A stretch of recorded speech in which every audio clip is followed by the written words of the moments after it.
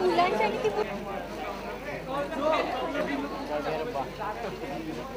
Sir mobile घरी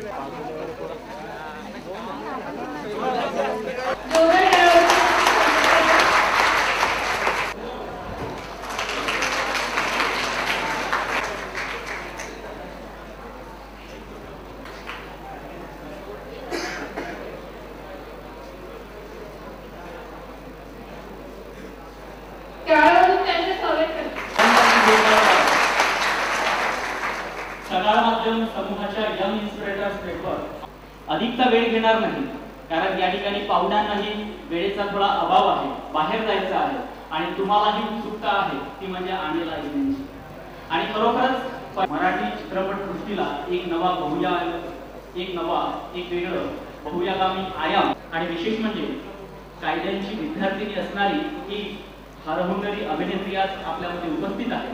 मी सगळ्यांच्या वतीनं ईच्या माध्यमानं मी अनुजाचा या ठिकाणी सन्मान करू इच्छितो. आमचे सकाळचे तालुका बातमीदार माणूस मारे सर, म्हणजे हल्ली कॉलेजच्या शेवटच्या बेंचवर बसणाऱ्या मुलांकडे एक प्रकारे टवाळक्या बोलून बरेच मित्रमंडळी पाहतात, पण बॅक बेंच म्हणजे सगळ्यात शेवट बसतानाही कॉलेजमध्ये फर्स्ट क्लास तुमचा येतो, म्हणजे याचं यशाचं गुपित काय आहे?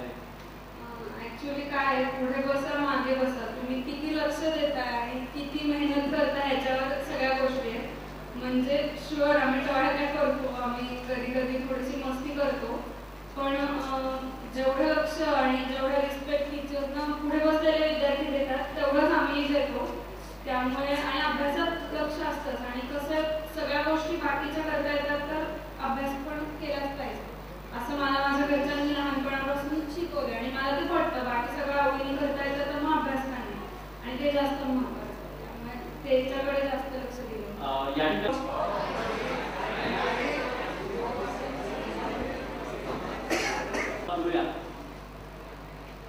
सकाळ माध्यम समूहाच्या यंग इन्स्पिरेटर्स नेटवर्क या दिग्दर्शकासोबत काम करत असतानाचा तुझा अनुभव कसा होता?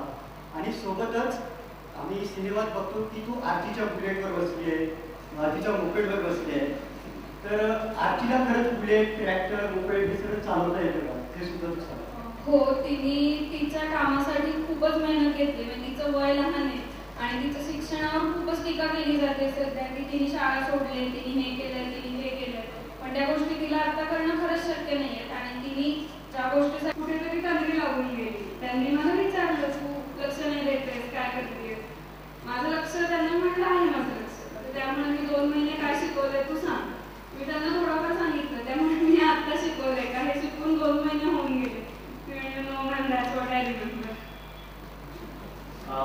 म्हणजे शिक्षणाचं क्षेत्र आणि जे तुम्हाला व्यासपीठ मिळत असते त्या व्यासपीठावर तुम्ही काम कसं करतात? म्हणजे टाइम मॅनेजमेंट